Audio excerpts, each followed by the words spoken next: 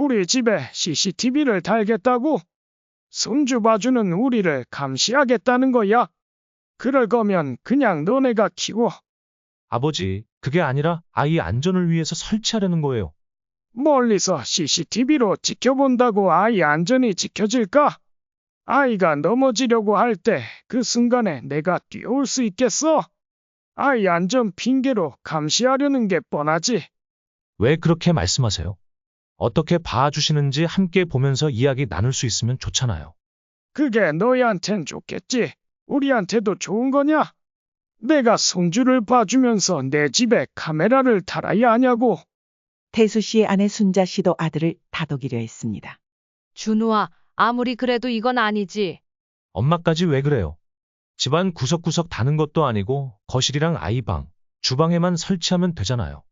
너 이거 며느리랑 상의하고 말한 거야? 그럼요. 시터를 구할 때도 양해를 구하고 CCTV를 달잖아요. 그래도 말이야, 너희가 시터 월급만큼 우리한테 돈을 주냐? 간식비 정도만 주면서 자꾸 요구는 많네. 태수 씨는 한숨을 쉬며 아들의 말을 받아들이기 힘들었습니다. 아들 태수 준우는 CCTV를 거부하면 부모님 집에 아이를 맡기는 대신 자신들의 집으로 오라고 했습니다. 아무튼 CCTV 달기 싫으시면 저희 집에 와서 봐주세요. 그래야 저희도 마음이 편할 것 같아요. 이젠 우리 손주를 그만 봐줘야겠구나. 준우아, 이젠 너희가 직접 키워라. 우리 집에 맡길 생각도 하지 마라. 엄마, 정말 이렇게까지 하실 거예요? 그 말을 내가 너한테 하고 싶다. 정말 이렇게까지 해야겠냐? 태수 씨와 순자 씨의 아들 태수 준호는 다음날 출근을 앞두고도 늦은 밤까지 부모님 집을 찾았습니다. 그러나 부모님은 아들의 CCTV 설치 제안에 실망감을 감추지 못했습니다. 아이의 안전을 위한다며 간접적으로 말은 돌렸지만 태수 씨와 순자 씨는 아들이 자신들이 손주를 돌보는 방식을 감시하려는 의도가 있다는 걸 느꼈습니다. 준호는 세무사 시험 준비를 오래 해온 아들이었습니다.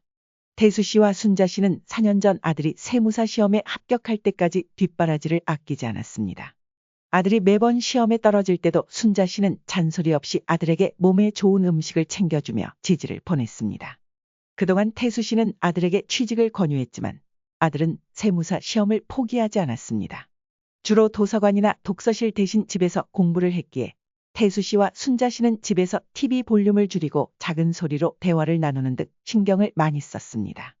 시험이 임박했을 때는 현관문을 열 때 나는 소리마저 조심해야 했습니다. 태수 씨는 집에서 밥도 먹고 청소까지 해주니까 편해서 안 나가는 거지. 라며 불만을 느끼기도 했지만 순자 씨는 아들의 편을 들어주며 그래도 자기 꿈을 위해 저렇게 열심히 하는 게 기특하지 않냐? 곧 태수 씨를 달랬습니다. 그렇게 7년 만에 아들은 세무사 시험에 합격했고 직장을 얻은 후 얼마 지나지 않아 결혼할 사람을 부모님께 소개했습니다. 이 사람은 저랑 함께 공부하다가 만났어요. 서로 많이 의지하다가 결혼까지 약속하게 됐습니다. 예비 며느리도 시험에 합격했구나. 아니요. 이 사람은 중간에 다른 회사에 취직해서 2년 동안 저를 기다려줬어요. 순자 씨는 예비 며느리가 아들을 위해 헌신한 것이 고마웠고 며느리에게 잘해주고 싶었습니다. 아들은 결혼 후 반전세로 신혼집을 마련했으며 이때 태수 씨와 순자 씨가 일정 부분 도움을 주었습니다. 아들과 며느리는 종종 순자 씨의 집을 방문했고 집 비밀번호도 알고 있었습니다. 태수 씨와 순자 씨가 외출하고 돌아오면 며느리와 함께 에어컨을 틀어놓고 TV를 보고 있는 모습이 자주 보였습니다. 태수 씨는 불편해했지만 순자 씨는 아들과 며느리가 자주 찾아오는 것을 기뻐했습니다. 엄마, 접시 몇 개랑 컵 몇 개만 가져가도 되죠? 둘이 사시는데 너무 많이 가지고 계신 것 같아서요. 아들의 말이 일리가 있어 순자 씨는 살림을 하나씩 가져가는 것을 허락했습니다. 순자 씨도 마침 집안 살림을 정리하고 싶은 마음이 있었기에 오히려 더 주고 싶은 마음이 들었습니다. 여보, 내 컵 어디 갔어? 잘 찾아봐요. 찾아도 없는데 혹시 준우이가 가져갔나? 저번에 접시랑 컵 몇 개 챙겨갔던데. 아무리 그래도 내가 아끼는 컵을 줘버리면 어떡해. 다음에 새로 하나 사드릴게요. 아들과 며느리가 자주 찾아와 태수 씨와 순자 씨의 물건을 가져가기도 하는데 때로는 태수 씨와 순자 씨가 아끼던 물건이라 아쉬울 때도 있었습니다. 어느 날 태수 씨는 지인과의 대화에서 아들이 사전에 연락하고 찾아오게 하는 규칙을 정하라는 조언을 들었습니다. 지인은 이제 집 나간 아들도 손님인데 손님이 아무 때나 오면 불편하지 않냐? 며 규칙을 정하면 서로 예의를 지킬 수 있다고 했습니다. 태수 씨는 그 이야기를 마음에 두었습니다. 나는 아들이랑 그런 규칙을 딱 정해놨어. 오고 갈 때는 연락하고 서로 일정이 맞을 때만 만나기로 했어. 처음엔 서운해도 나중엔 잘 따르더라고. 그렇긴 하지. 나도 가끔 불편하긴 하지만 그래도 아직은 자주 보러 오는 게 좋네. 그리고 절대 애 봐줄 생각하지 마. 최근에 본 뉴스에서 손주 돌봐주는 할머니들이 더 많이 아프다고 하더라. 동생은 순자 씨에게 관련 기사를 보여주었습니다. 기사 내용에 따르면 미국 하버드대 연구팀은 일주일에 20시간 이상 손주를 돌보는 할머니들이 심장병 발병률이 55%나 높다는 결과를 발표했습니다. 이는 만성적인 스트레스와 취미 활동 시간 부족, 병원에 갈 시간 부족 등이 주된 원인으로 작용했다고 합니다. 그러나 순자 씨의 다른 지인은 손주 돌보는 일을 도와주고 있다며 요즘은 외할머니나 시할머니의 도움이 없으면 육아가 힘들다고 했습니다. 순자 씨는 사실 손주를 돌봐달라는 부탁을 받으면 돕고 싶은 마음이 더 컸습니다.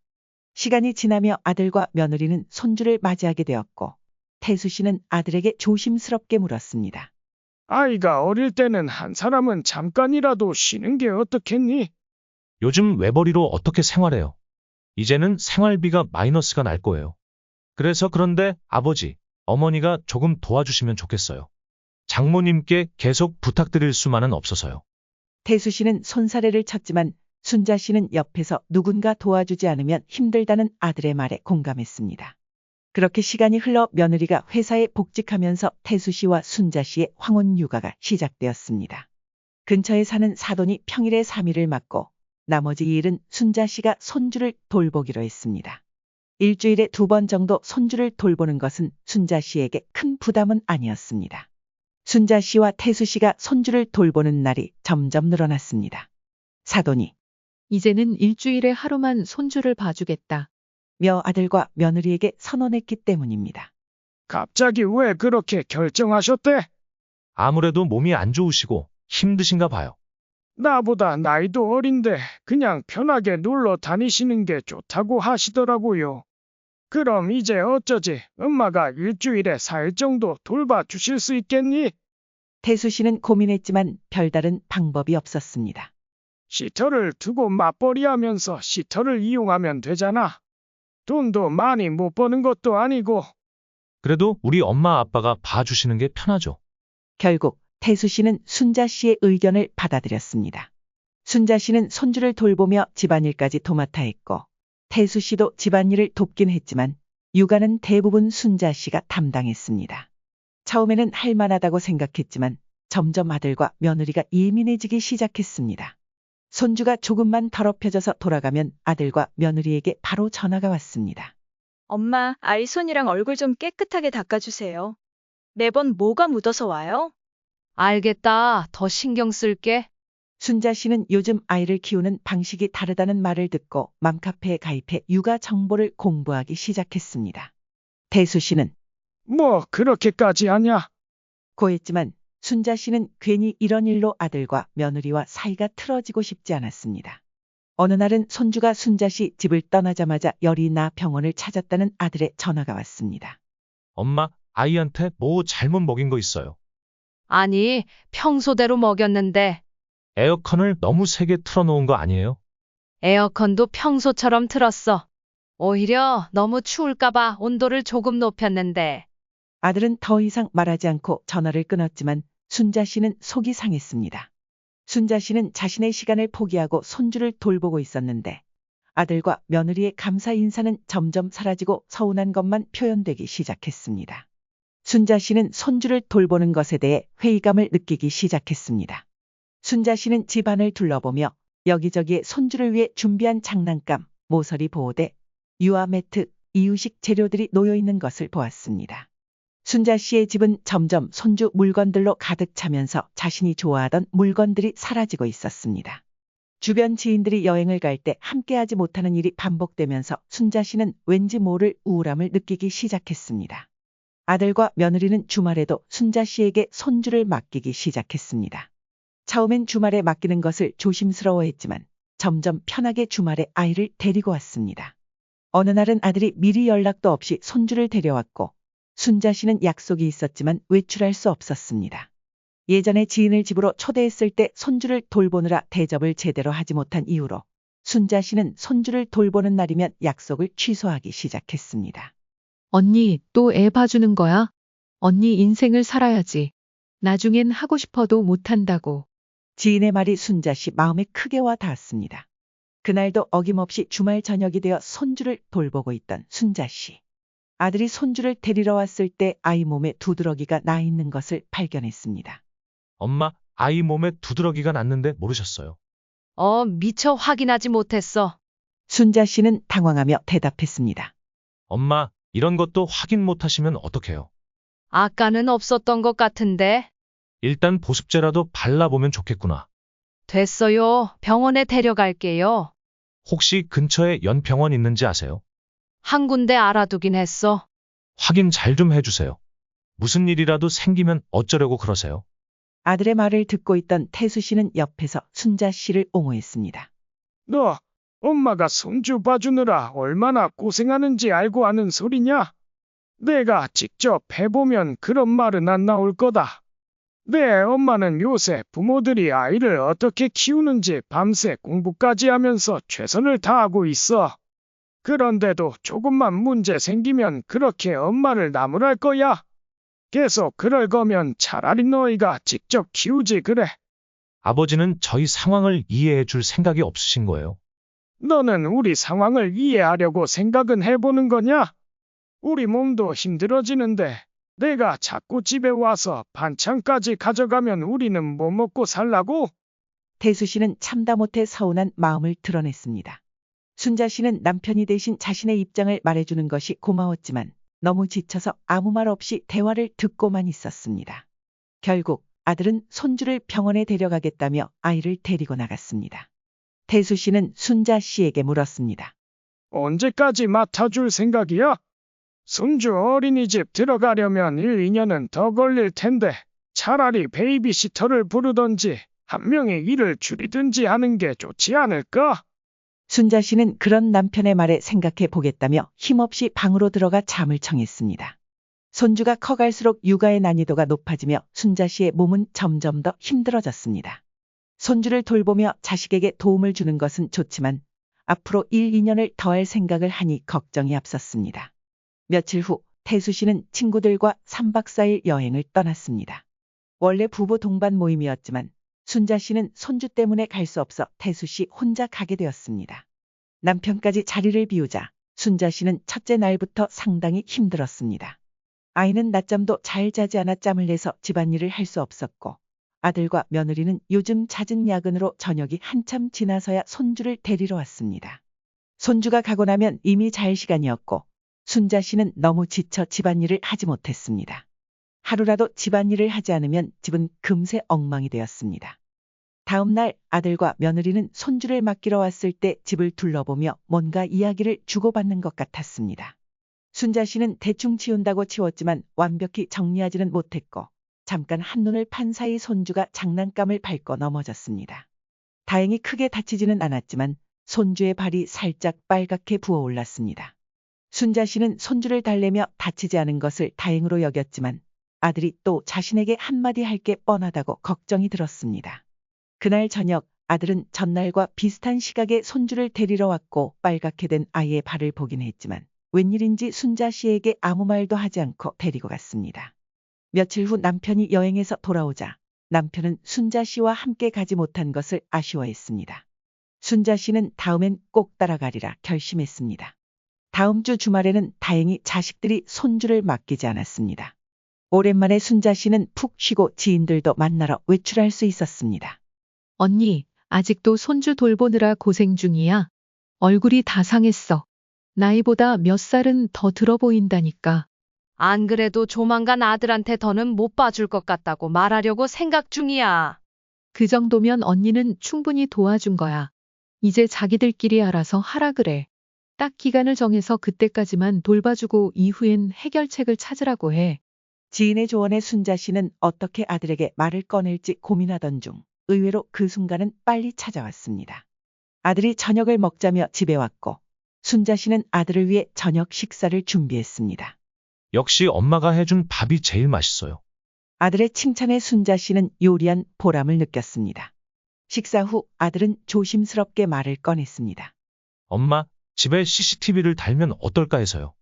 CCTV? 그게 무슨 말이야? 저희 집에도 이미 달았거든요. 엄마 집에도 있으면 좋을 것 같아서요. CCTV를 왜 달자는 거지? 저번에 엄마 집에 갔을 때 집이 어수선해 보여서요. 그리고 아이가 아프면 원인을 찾아야 하는데 CCTV가 있으면 뭐가 문제였는지 알 수 있잖아요. 태수 씨는 물론 순자 씨까지도 아들의 말에 화가 났습니다. 손주를 돌봐주는 것도 모자라 이제 CCTV까지 달겠다는 아들의 제안은 도저히 이해할 수 없었습니다. 태수 씨는 참다 못해 말했습니다. 내 엄마가 손주를 봐주면서 얼마나 고생하는지 모르고 이제 감시라도 하겠다는 거냐. 그렇게 불안하면 차라리 너희가 직접 키워. 아버지, 그런 게 아니라 아이 안전을 위해서 CCTV를 달자는 거죠. 3. 멀리서 CCTV로 본다고 안전히 지켜줘.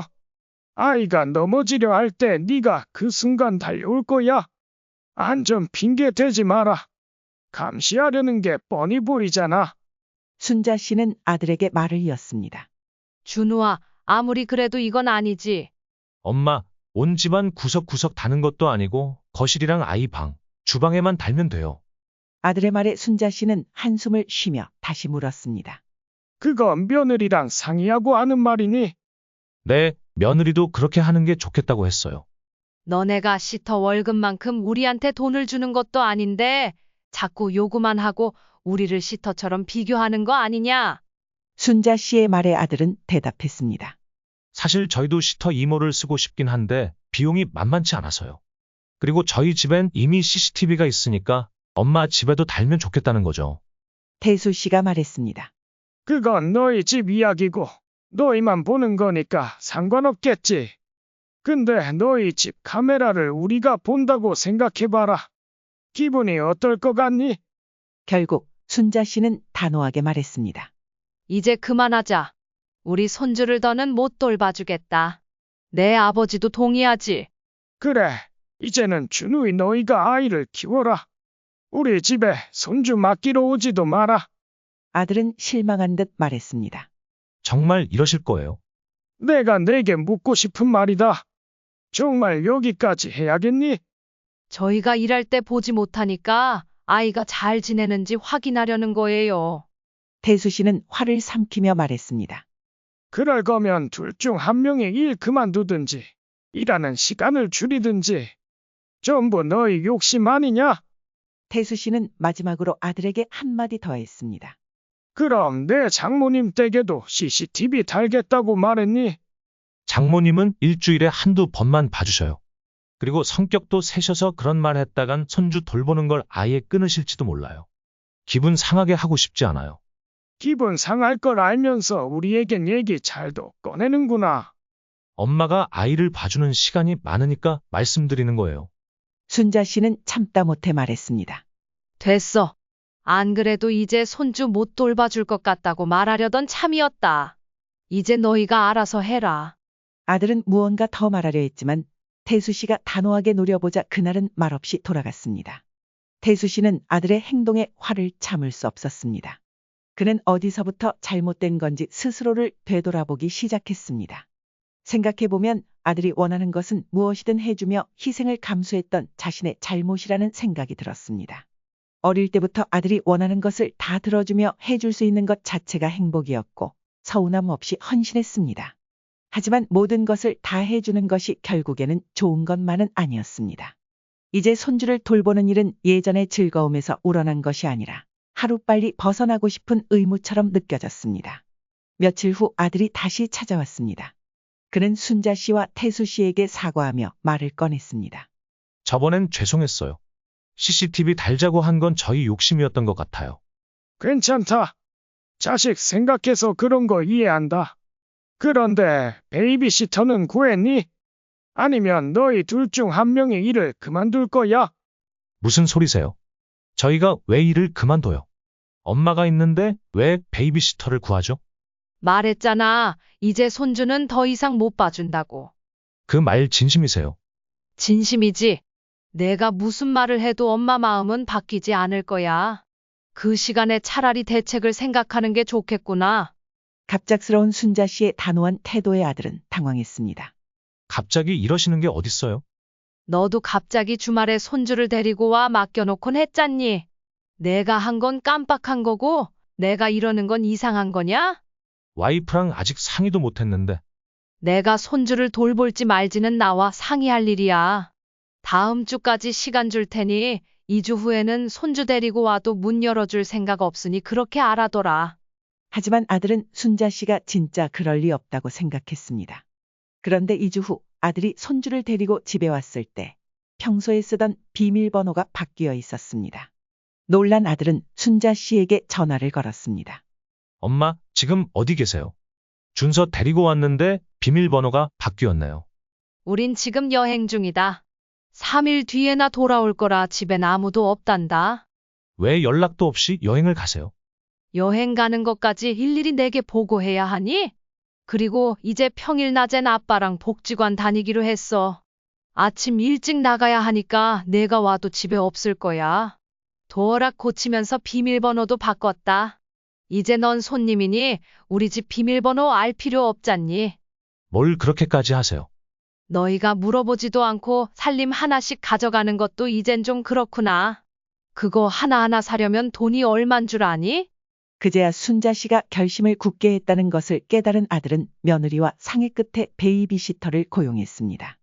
하지만 며느리는 시터에 마음에 들지 않았고 결국 직장을 그만두기로 했습니다. 다행히 아들 내외의 삶은 극적으로 힘들어지진 않았습니다. 수입은 줄었지만 조금 절약하면 충분히 살아갈 수 있었습니다. 오히려 일할 때는 수입에 맞춰 지출이 많아 돈을 잘 모으지 못했는데 이 계기로 불필요한 소비를 줄여 예산을 아껴 살게 된 셈입니다. 이후 며느리는 아이가 어린이집에 들어간 후 소일거리를 시작했습니다. 순자 씨는 아들과의 대화 이후 손주 돌보는 일을 완전히 그만두겠다고 결심했습니다.